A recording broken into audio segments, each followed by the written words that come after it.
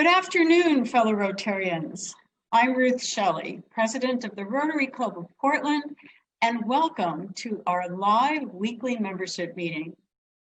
As our banner says, Rotary opens doors to opportunity.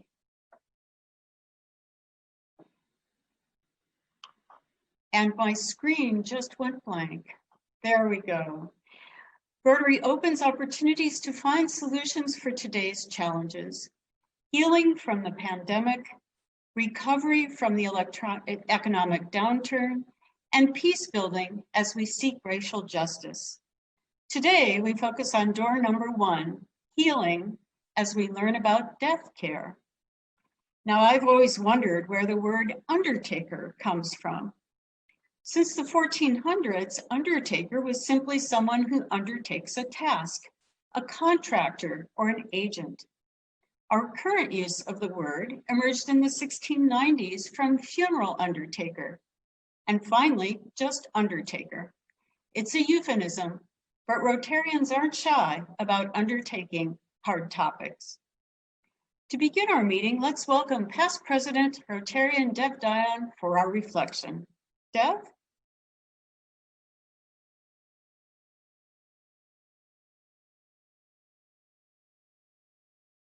And you may need to unmute yourself, Dev. There, we'll start over. Thank you, Ruth. Death has become a feature of the current pandemic, and we'll hear about the death cafes later in our meeting. But I wanted to start with some quotes about death. I've got 4 quotes. The first, the sorrow we feel when we lose a loved one is the price we pay to have had them in our lives. Bob Lieno. Second, live your life in such a way that you'll be remembered for your kindness, compassion, fairness, character, benevolence, and a force for good who had much respect for life in general. By Germany Kant. The next one's by Isaac Asimov. Life is pleasant, death is peaceful. It's the transition that's troublesome. And finally, heaven is a place where all the dogs you've ever loved come to greet you. Back to you, Ruth. Thank you, Dev. I'll remember that last one. If any of you would like to give the reflection at an upcoming meeting, please don't hesitate to let us know. And now we welcome all of our virtual guests. At this time, I'll ask you to introduce yourself, please, in the chat box. And also in the chat box, you'll find a link to guest registration, because we're eager for you to fill it out so that we can stay in touch. I don't see anybody coming up in the chat box yet, but we will note that later in the meeting. And now it's August. Happy August. I'd like to extend a happy birthday to everyone with August birthdays. We're alternating each week honoring birthdays and Rotary anniversaries for the month. Please note the names of these birthday people on your screen and reach out to one of them with a call or an email. Since in-person celebrations continue to be limited, it's a small way for us to stay connected. And Deb, I see you're on the list here, along with other people on screen with us. Curtis, welcome and happy birthday. Now we're going to enter into a virtual table talk. In a few moments, all of us will disappear and then reappear in a virtual room with just a few other random Rotarians. If you don't know each other, please introduce yourselves. A minute or so before you come back to this main meeting, you'll get a visual heads up. And may I suggest a topic related to today's program, actually to the idea of programs in general. Our program committee is eager for you to brainstorm your thoughts on interesting speakers or topics. If you generate any great ideas among them, please add them to the chat box or email them to our program committee chair, Will Nolan. All right, we'll see you all in a few minutes and welcome to your breakout rooms. To you. Now let's please welcome Rotarian Curtis Shiree to announce an opportunity for conversation around diversity, equity, and inclusion in our club. Curtis, Thank you, President Ruth. Am I unmuted? Can everybody hear me? you're good. Great. So recently, as many of you may know, our club's leadership team has made a statement on our website that Black Lives Matter and that as Rotarians, we denounce racism and all forms of oppression. However, as President Ruth said in her Changing of the Guard speech, we cannot be a club of just nice words. We must be a club of action. Now is the time for us to define our path in advancing diversity, equity, and inclusion in our club. With that being said, our leadership also recognizes that we shouldn't move forward without making sure that everyone realizes that our past attempts at developing this diversity and inclusion have been largely unsuccessful. But now is the moment to try again. To that end, I'd like to invite you to a conversation to discuss the next steps of how we as Rotarians can put our words into action. If you'd like to be part of this conversation, please contact Corinne. There will also be an announcement in the next spokes inviting your participation. Thank you so much. Thank you, Curtis. This is such an important topic. And again, please note the announcement in spokes and reach out to Corinne if you would like to join this initial conversation on diversity, equity, and inclusion. And now on to our speaker. We're going to do it a little different this time. After our speaker today is finished, if you'd like to ask a question, I'll make it easy. Just please add your question to the chat box. When I call on you, Corinne will unmute you, but you may also see a request to unmute yourself before you begin speaking. And now please welcome Rotarian Nancy Wernicke as today's chair of the day. Nancy? Greetings, fellow Rotarians. I'm having wishful thinking that we are all sitting at the Sentinel Hotel around our lunch tables, but maybe by next year at this time. Anyway, I am honored today to welcome Holly Pruett to our Rotary meeting. I have had the pleasure of knowing Holly for a number of years, having first met when we were both in a meditation group together. And in her role as a life cycle I'm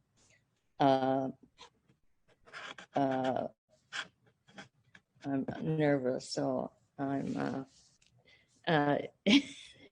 in her role doing life cycle celebrant work.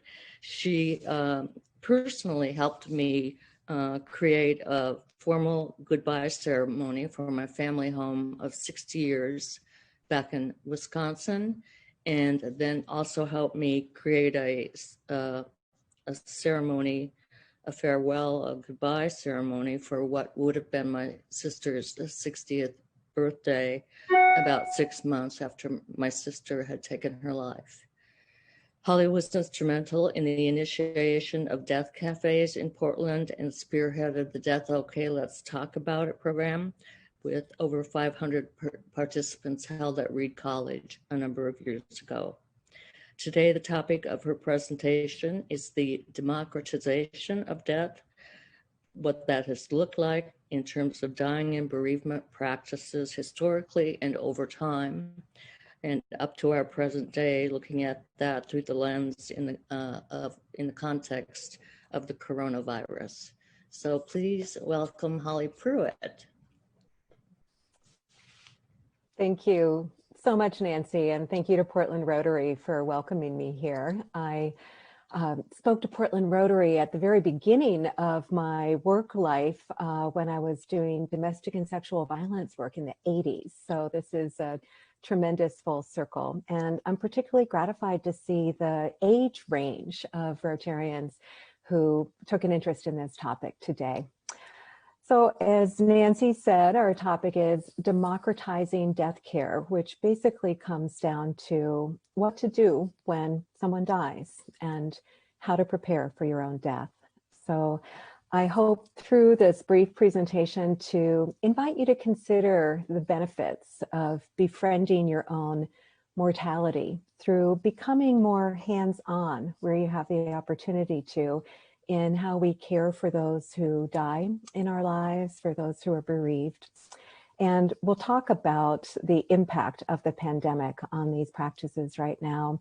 And I'll share some resources with you before we end. We're going to open in a minute with a short video, and I do want to leave time for your questions, although I have put my contact info in the chat box. If we don't manage to get to everything today, you can feel free to reach out to me. Before we begin, though, I want to acknowledge all of the stories that typically come with us when we walk through the door called Talking About Death. And I imagine that each of you has a story on your mind or in your hearts today, perhaps that motivated you to join in with this topic. And perhaps there are many stories, and I wish that we could hear them all. I wish that we could say all those names together. But instead, I invite you to take a moment in your own space to think back to some of those deaths in your past that perhaps are teachers for you as you come to this topic. They may be loved ones that you know well, very well. They may be ancestors that you've only heard about, or the ones before them whose names you'll never know, but whose lives made yours possible. And perhaps we even think to the plants and the animals whose deaths support our own lives by providing the food and the fuel that we rely on. May all of their memories be a blessing to us, as is said in the Jewish tradition, and may their deaths be teachers to us.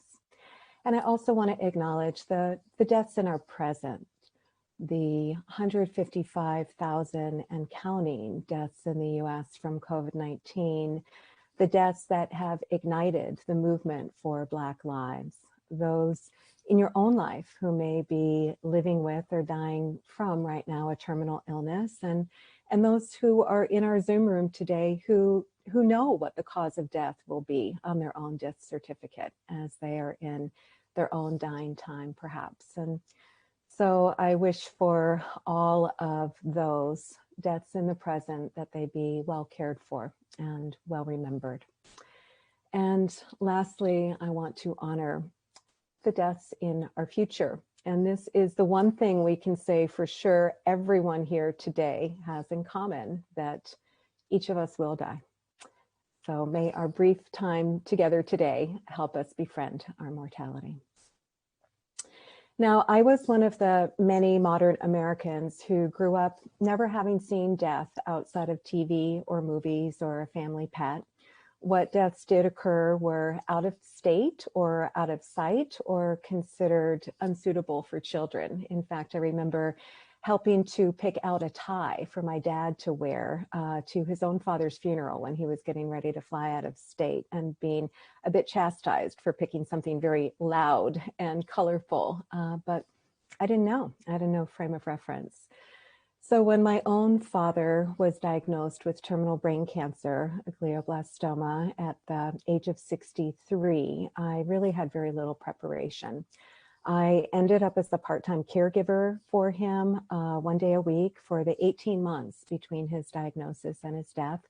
I was present when he died at home with the support of hospice, and within about an hour, the removal folks arrived with a gurney and zipped him into a body bag and took him away to direct cremation, and that was it. He was one of the many people now who said, I don't want a funeral. He didn't see any value in it. And there wasn't community that came together and said, we'll help make something happen. And so his death passed with no funeral or ceremony of any kind until 6 months later. I figured out that I really needed something to remember him with. I needed a ceremony to mark my own passage as a now fatherless daughter.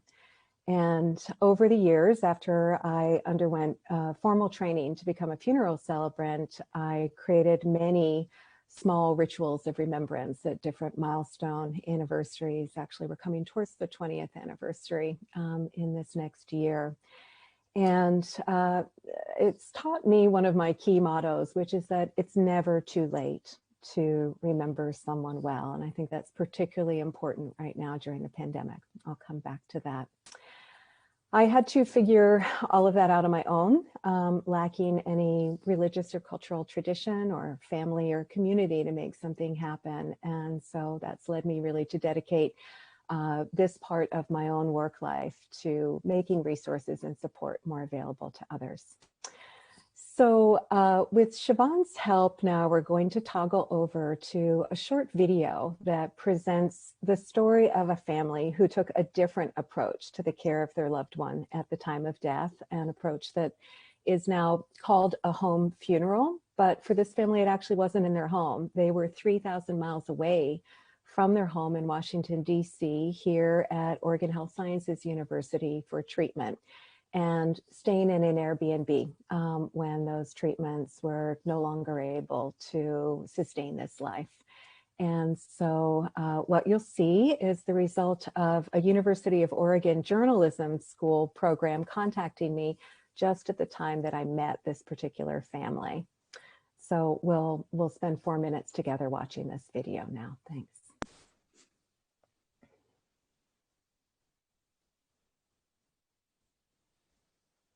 I'm devastated, obviously, by what's happened, and I don't want to add this image of him being dead in my life, and I can't remember him a lot. Here's what I know from working with families, is that it is very difficult to make a death real without a body.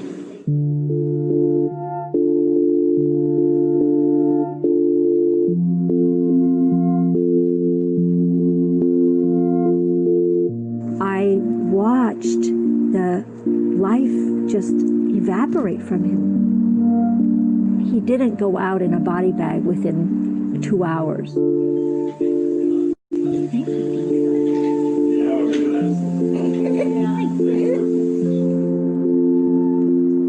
So in our belief system, there's this feeling that, you know, it takes a while for the spirit, the energy to leave the body. And that it's better to leave the body in place and allow that process to happen naturally. Really initiated out of Linda's desire to have create a very conscious environment around David's death at home, and to keep his body at home for at least 24 hours, which is something that most people aren't aware that they can do. They were able to fill the home with beautiful flowers, with all of the photographs of their family life together, and to really create a sacred space.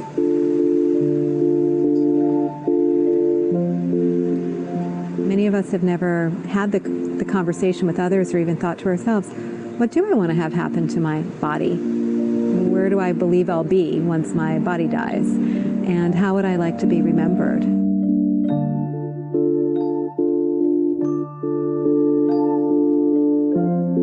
Pattern around death has been interrupted, and it's been interrupted by a commercial process. You walk into a room where you would be shown all the caskets, and of course, you know, would you want the least expensive casket? Why, that wouldn't be very respectful, would it? So we start translating our love into money. We're acquainted with being on a schedule even after death. The family is then relegated to being here at a certain time. You're going to grieve at a certain time. You're going to be in this church or in this funeral home for a certain amount of time. What often happens is 10 minutes after death, somebody's on the phone calling the funeral home, and the funeral home comes, and an hour later, David would be gone. And there's no shift. And all of a sudden you're walking behind the gurney and they're taking David off, and you walk back into the house and it's empty.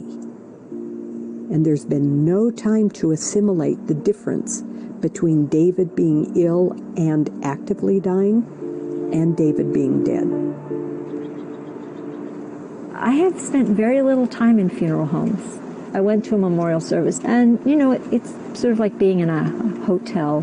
It's very inoffensive. There's nothing of character sort of stands out. It's meant to be able to hold anybody. I mean, number one, the option is to be a creative, kind of engaged person in thinking about what you would want your death to look like and the time after your death to look like for the people that you love and that care about you. No matter how many pills, no matter how many operations, no matter what, the end result is the same. So let's get acquainted with that.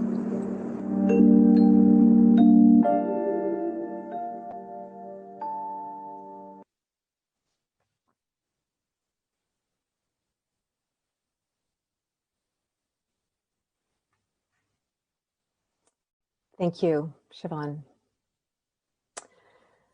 So historically, as Nancy mentioned in her introduction, care for the dead was undertaken by family and community, and grieving was embedded in the natural cycle of life and death.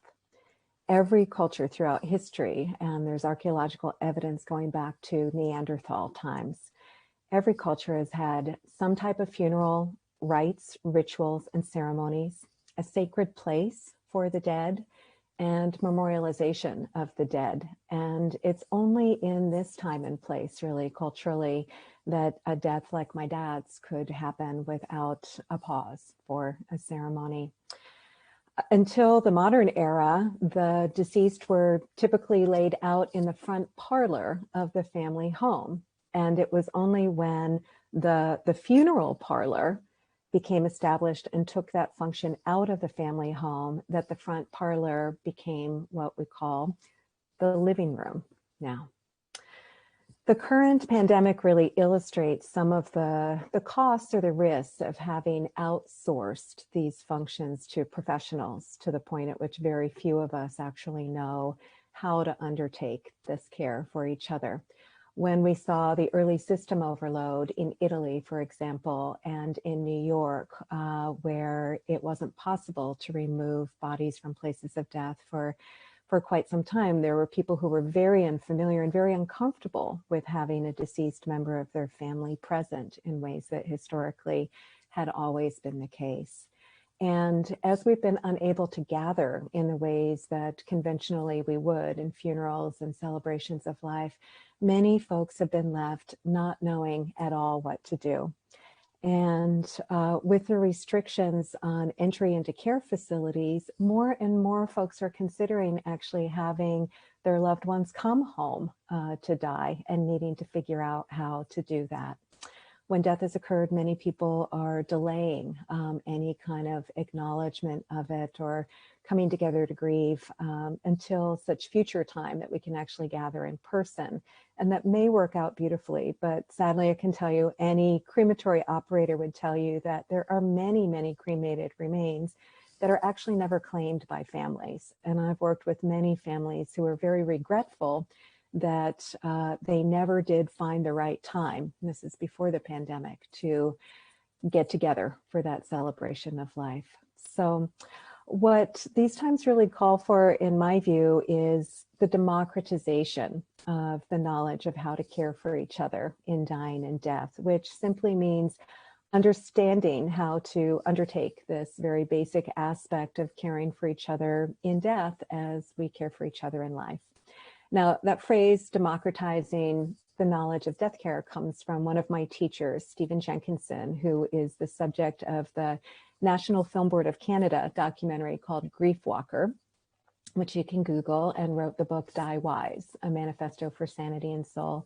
And he said in a recent podcast interview that the principal responsibility for anyone who has any death capacity is to democratize the understanding around these matters, to decentralize it, and dismantle the notion that caring for each other in this way should be a specialty, because a specialty disintegrates the community's capacity to be a community. It confuses the fundamental human functions with specialized technical knowledge. So in considering what might be thought of as technical knowledge now that actually historically has always been part of how we care for each other, I want to do a quick poll. And if you're willing, I'm just going to ask a short series of questions. You can raise your hand if this applies to you, if you're on camera, or you could use your reaction button and put a thumbs up. And if you're in gallery view, you'll get a sense of the feel of the room on some of this. So I'm curious, how many of you grew up going to funerals routinely as part of your family and community life? A couple folks, others like me, not a hands up. And when it comes to how you approach death, would you say that you were guided by any type of family, religious, or cultural tradition? That provides a template. A few, but not all of us. How many of us have spent time with a loved one's body after death, the vigil or viewing? And has anybody prepared a loved one's body after death, bathing, dressing? And how about helping to close a grave, a shovel or a handful of earth? Couple folks. Serving as a pallbearer or helping to lower a body into a grave. Few folks, again, many of us not. Or witnessed what might be called a green burial. It's also common in the Jewish and Muslim tradition of an unembalmed body in a biodegradable casket or shroud. Just a few. And how many have witnessed a cremation, been present at the time of cremation? Most people don't even know that that's possible, but it's routine in other cultures. So for those who can imagine the benefit of some of these more hands-on ways of caring for and honoring and remembering the dead, I'm going to share now quickly some resources that are designed to help democratize this knowledge. And there'll be a couple of slides at the end that you can copy down the information if you're interested. First, I want to talk about a public information website, and then about a conversation model, and lastly, some current programming available online. So I want to start by telling you about the public information website called Oregon Funeral Resources and Education, found at oregonfuneral.org. This is a completely non-commercial, free public information website that I helped to create about a year ago that's dedicated to providing Oregonians with information about their legal rights and resources when death occurs. And its focus is on enabling you and your community to be better equipped to provide meaningful hands-on care for the dead or to prepare for your own death. It was thoroughly vetted and praised by the state's chief medical examiner, by longtime funeral professionals and healthcare providers. Was covered by Oregon Public Broadcasting in USA Today, front page Sunday coverage with Eugene Register Guard, including an editorial calling on people to start to pay attention to the skills and information. And the website has helped to influence significant changes in the state medical examiner training for county medical examiners, body release policy from at least one hospital, and the information sheets that are being handed out to families by several hospice and hospital organizations.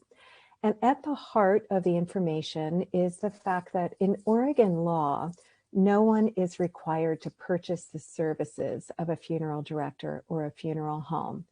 Families may conduct any or all of the tasks that are commonly performed by funeral homes, except embalming, which is not required by Oregon law, and may actually be able to bury on their own property if certain provisions are met.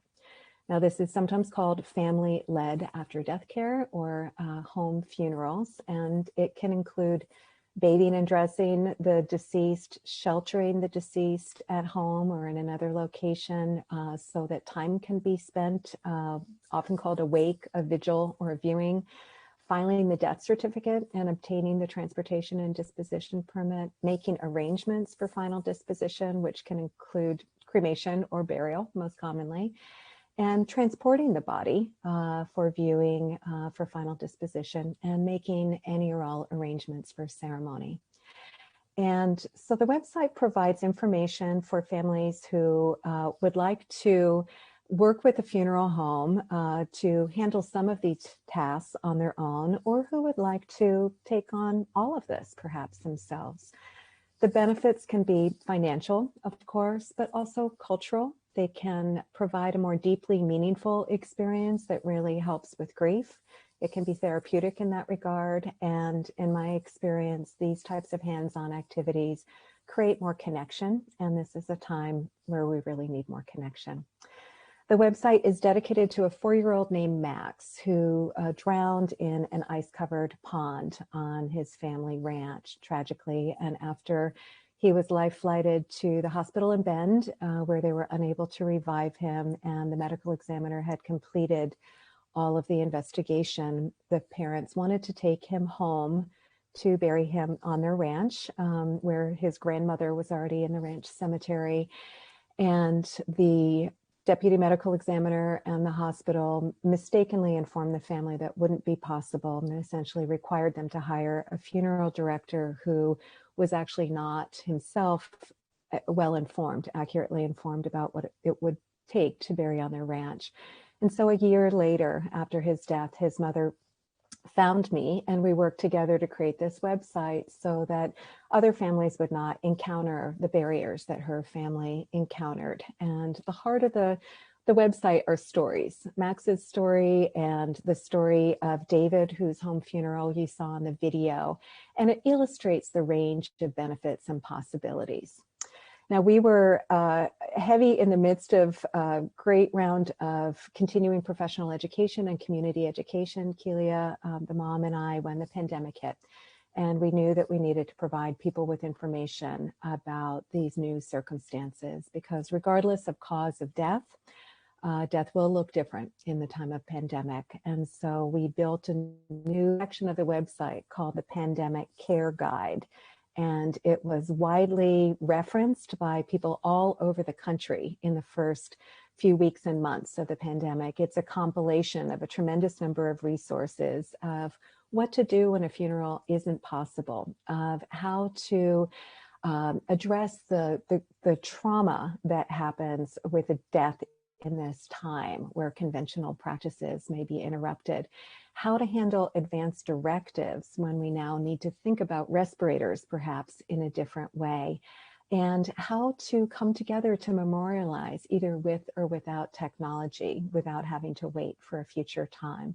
So I encourage you, if these topics are important to you, to take a look at OregonFuneral.org and all of those resources applicable during the pandemic.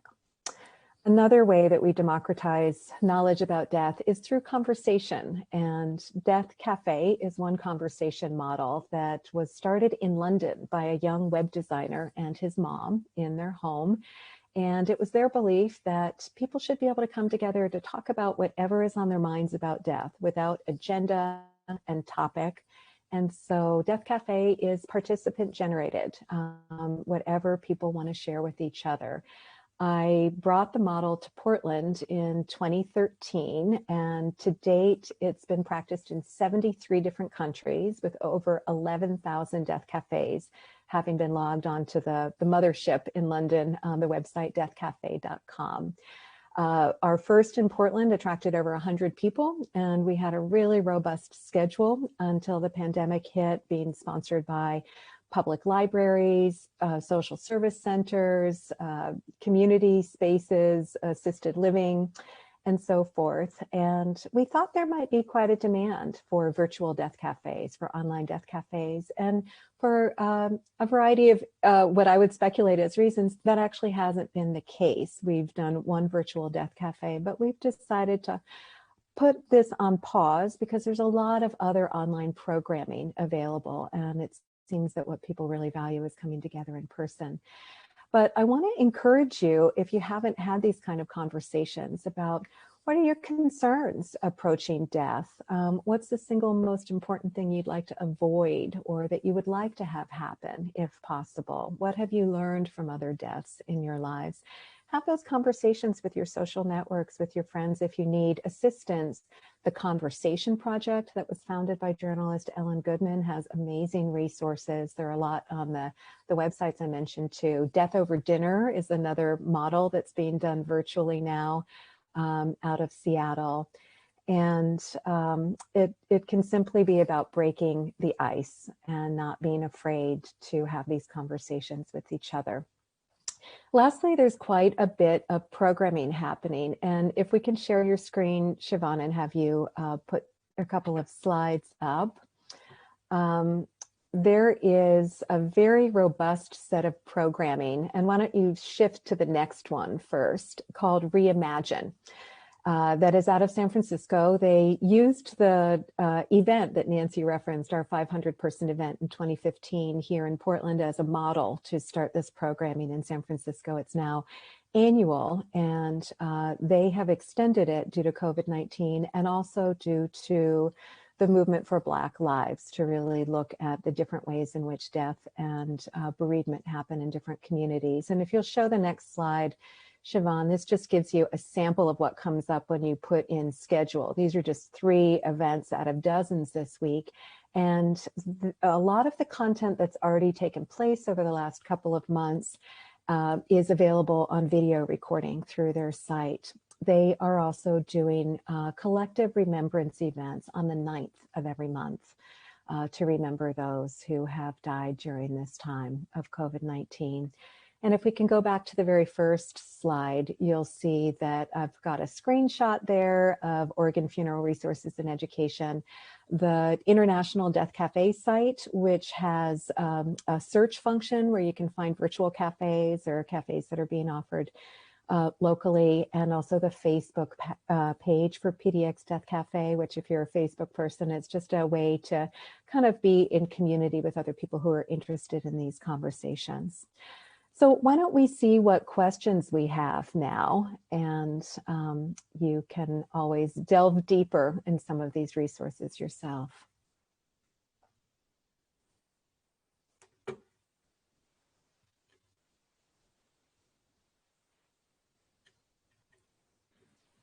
There we go.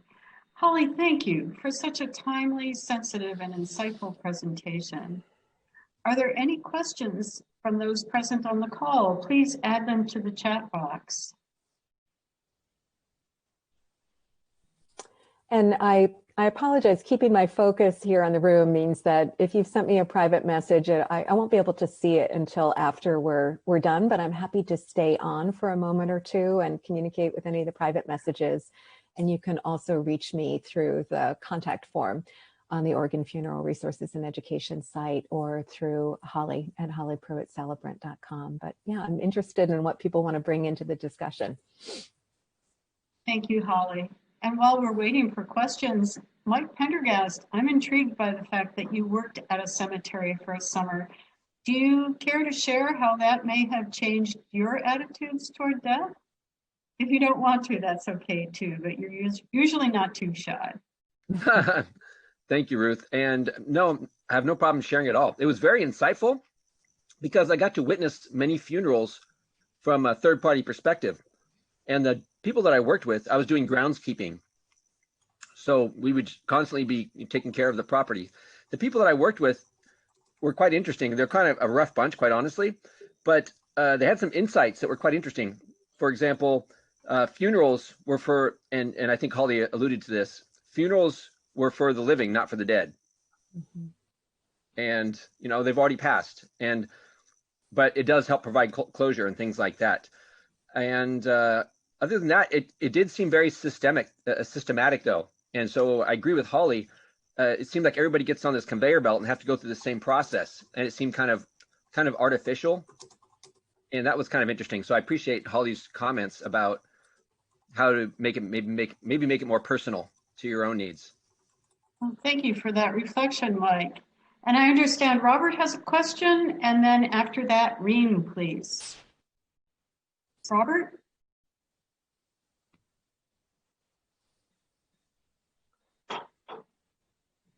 You may need to. I don't have a question. I'm sorry if it. Oh, okay. Well then, Reem.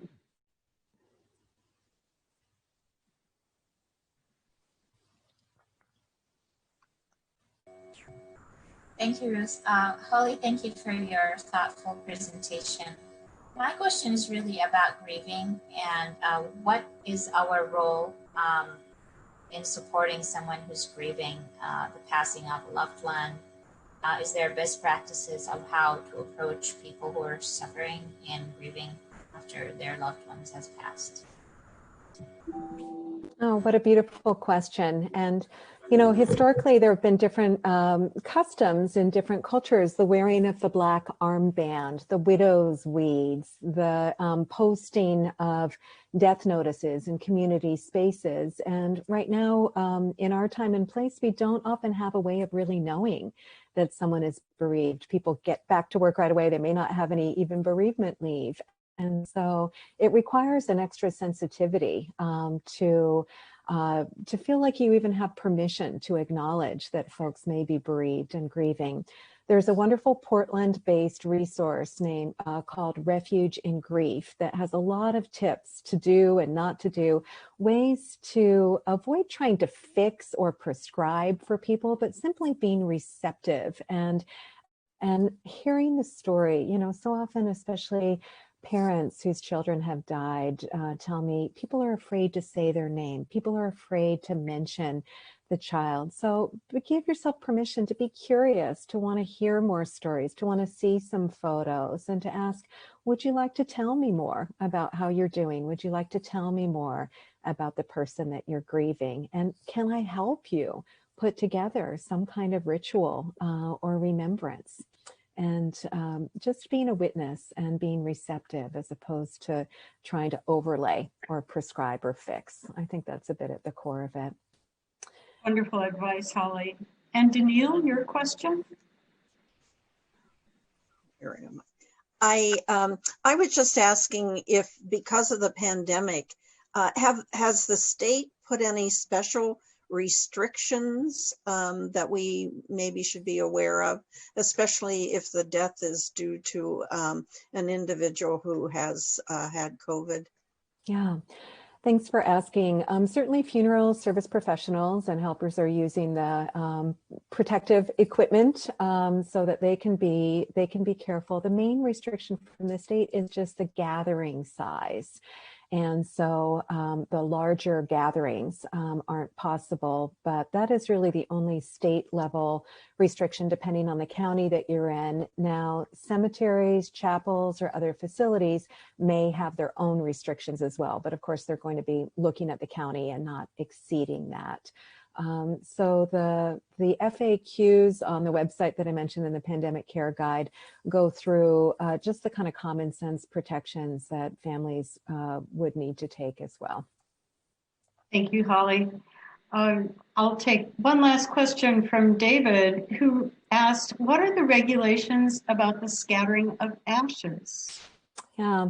That is often a don't ask, don't tell situation. Certainly every cemeterian would say they know there are many ashes that have been scattered that's no one paid for that grave site, and on public lands as well.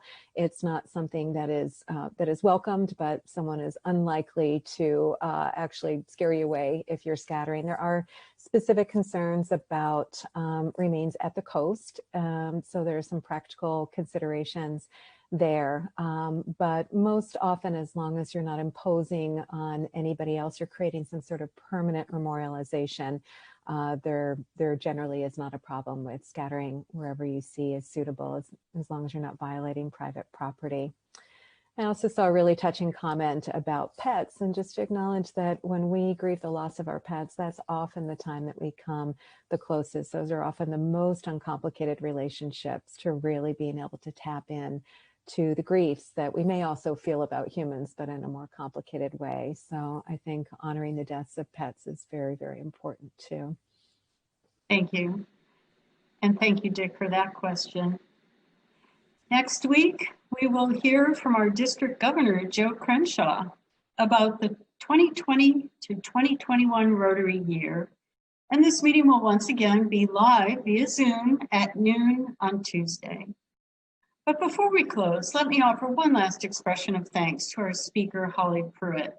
What a thoughtful and provocative conversation. I know that this will stay with me for the rest of the day, if not the week. Thank you, Dev, for our reflection, Nancy for our speaker introduction, and Curtis for our invitation to the conversation about diversity, equity, and inclusion. Watch for the announcements in Spokes and please sign up if you're interested. And as we enter into a new Rotary week, please join me in opening the doors of opportunity for healing, for recovery, and peace building. As Rotarians, we are here to make our world healthier, more sustainable, and with justice for all. And with that, this meeting is adjourned.